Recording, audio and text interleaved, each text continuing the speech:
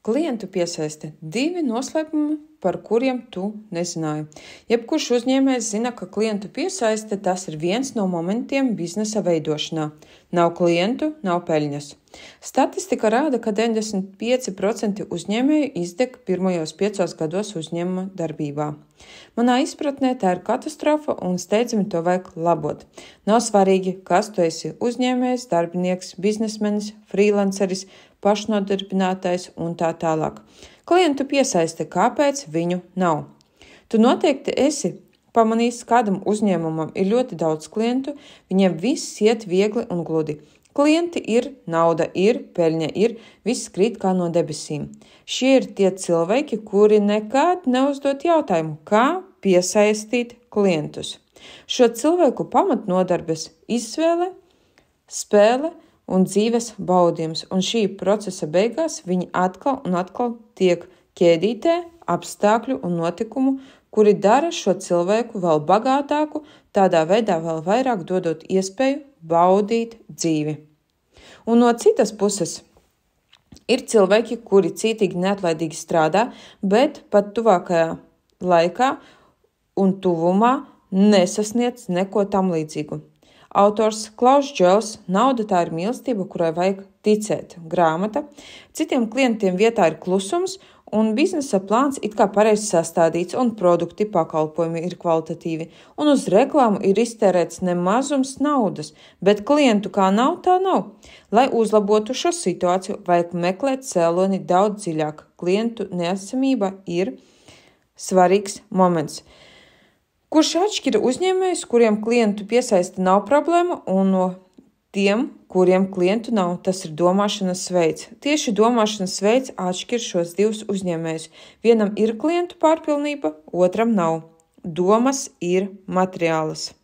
Visas mūsu domas ir materiālas. Par ko tu domā, tās realizēsies dzīvē. Uz kurieni tu virzi savu uzmanības fokusu. Tas arī atnāk tavā dzīvē atkal un atkal.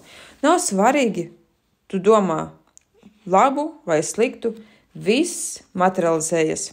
Noslēpums numur 1. Domāšana kā miljonāram. Spēcīgi skan, vai ne? Ja tevi interesē klientu piesaiste, tad miljonāra domāšanai ir jākļūst sava veida pirmajā vietā. To, ko es iepriekš minēju, ka domas ir materiāls, to, par ko tu domā, visbiežāk realizēsies tavā dzīvē. Tādā veidā, kā darbības, situācijas un notikumi, veiksmi testu. Pacenties dienas laikā atsekot savas domas attiecībā par naudu, darbu, klientiem un peļņu. Pievērs uzmanību uz to, par ko tieši un kādā virzienā tu domā. Fiksē visas savas domas, lai vai kādas tās būtu, par pagātni, par tagadni vai nākotni. Ja klausies šo audio video, tad noteikti tevi apmeklē šādas domas. Mans bizness neatnes man naudu, klientu nav, baidos, ka man nekas nesanāks, daudziem maniem paziņām bizness nobruka. Dzirdēju, ka nākamgad būs ekonomiskā krīze. Pie manis neviens nepērk un tā tālāk. Ja tev kaut viena doma ir tavā galvā, tad tas ir viens no iemesliem, kāpēc tev nav klientu. Nav svarīgi analizēt savus un svešus zaudējumus pagātnē, domātu par tagadējo situāciju, ka klientu nav vai arī sevi biedē ne ar pārāk pielicīgu nākotni.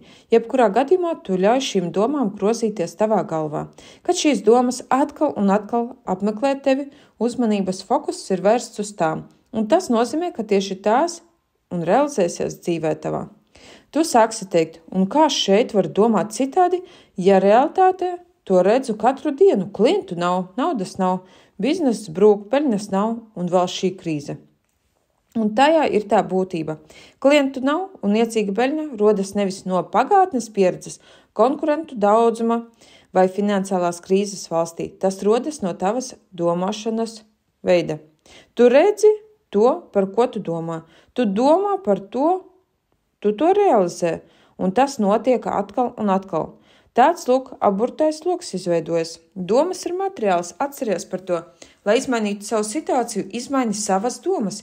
Tev vajag pāraut negatīvo domu ķēdīti un negatīvo notikumu sekas. Kā to izdarīt? Klausies tālāk. Klientu piesaiste, mainam ieradumus. Kā piesaistīt klientus? Atbilde – mainīt savus ieradumus. No šodienas radi sev jaunus ieradumus. Galvā groza tikai jaunas domas un tieši trenē sevi domāt kā miljonārs. Ievies savā zemapziņā jaunas domas, piemēram, jauni klienti patstāvīgi atnāk, viņas klienti kļūst par patstāvīgiem un rekomendē manus pakalpojumus, produktus citiem. Mana peļņa patstāvīgi aug. Nauda atnāk pie manis viegli un katru dienu. Mans bizness paplašinās mežonīgā ātrumā. Mani pakalpojumi produkti kļūst paši populārākie. Es sevi redzu bagātu un veiksmīgu. Es radu bagātību viegli un bez piepūles un tā tālāk. Tavs uzdevums katru dienu galvā grozīt jaunas domas par bagātību. Tu vari tās uzrakstīt uz lapas un uzkarināt redzamā vietā, lai vienmēr redzētu un neaizmirstu par to. Izveido ieradumu katru dienu uzrakstīt savas jaunās domas, nopērc bloknotu un 1 reizi vai 2 reizes dienā uzraksti jaunas un jaunas domas par to, ka tev ir pilns pieraksts ar klientiem, ka tava peļņa aug katru dienu un tā tālāk. Ļoti svarīga nianse to darīt regulāri. Tikai tad, kad tu to dari regulāri praktiku, jaunas domas nostiprināsies tavā zemapziņā un tikai pēc tam tās sāks realizēties tavā dzīvē. Ja tu domā, ka tas nestrādā, iesākumā pamēģini katru dienu pildīt šo praktiku un viss sāks sanākt un tava realitāte izmainīsies. Noslēpums numur 2. Mīlestība. Tu noteikti esi pārsteigts, ka mīlestība ir saistīta ar klientiem. Kā lai tas neliktos dīvaini, saistīta ir tiešā veidā. Tas nenozīmē, ka tev vajag iemīlēties vai atzīties mīlestībā visiem saviem klientiem. Nē. Mīlestība tā ir enerģija, kuru iekšpusē vajag attīstīt. Mīlestības enerģija tā ir pati spēcīgākā un transformējošākā enerģija uz pasaules. Atverot sevi mīlestības avotu un novirzīt to uz savu vēlmi, tu varēsi viegli to piepildīt pašos īsākajos termiņos. Kad tu pati esi piepildīta ar mīlestību, tad arī pasaule apkārt tev sāk mainīties. Viss sāk viegli izdoties un pasaule it kā nostājas tavā pusē. Apdāvinot tevi ar dāvanām, pārsteidzot tevi ar patīkamiem pārsteigumiem, klienti sāk paši atnākt, peļņa aug, attiecības ar cilvēkiem uzlabojas. Un šeit es rekomendēju 1. mīlestības meditāciju veikt, 2. grāmatā.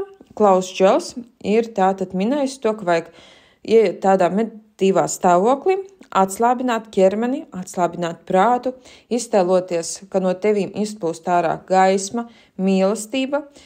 Un tad, kad tu esi maksimāli atslābinājies, iztēlojies šo gaismu, mīlestību, zemapziņas līmenī tiecies mentāli ar klientu domās un sajūtās. Tie var būt iepriekšējie klienti, bijušie klienti vai klienti, kuri ir aizgājuši vai potenciālie klienti, un patiesi un ar mīlestību komunicē mentālā zemapziņas līmenī. Un pēc tam atgriezies atpakaļ realitātē no šīs meditācijas un veic secinājumus. Ko tieši tu teici klientam, ko klients tev teica un veic analīzi. Šis vingrinājums var piesaistīt jaunu klientu plūsmu pie tevis. 3. Mīli savu pakalpojumu, produktu un savus klientus. Šis padoms, kā piesaistīt klientus, ir tik vienkārši un tāpat laikā ļoti ģeniāls un ļoti, ļoti svarīgs. Tev vajadzīga patiesa mīlestība pret savu produktu, pakalpojumu un klientiem. Citiem vārdiem sakot, patiesi mīli un abrīno to, ko tu dari. Cieni un novērtē to, ko tu dari un radi un piedāvā klientiem, cilvēkiem. Kad tu pats ar milzīgu mīlestību attiecies pret savu produktu, pakalpojumu, kad tu esi absolūti pārliecināts, ka tu dari kaut ko foršu un ļoti vērtīgu, tad to arī domās citi. Atkal tas nav nekas cits kā darbs ar domu spēku. Tu translē domu, ka tavi produkti pakalpojumi ir paši labākie, un tas ir nepieciešams katram. Gala rezultātā tā arī notiek. Cilvēki sāk domāt tieši tā, kā tu domā, un atnāk tieši pie tevis. Un tāpēc, ja tu neesi pārliecināts tajā, ko piedāvā, maini to. Izmaini savu produktu, pakalpojumu vai savu attieksmi pret to, un pārmaiņas neliks ilgi gaidīt. Es padalījos ar 2 noslēpumiem klientu piesaistē. Tagad tavs uzdevums sākt pielietot iegūtās zināšanas. Ja tev ir vajadzīgi pastāvīgi klienti, saglabā šo audio video ziņu un pielieto. Uzstājīgi rekomendēju, neattiecies pret ieteikumiem skeptiski, vienkārši rīkojies, dari. Ja tu katru dienu sekosi un pildīsi, tu pats ieraudzīsi, kā situācijas sāk mainīties uz labāko pusi.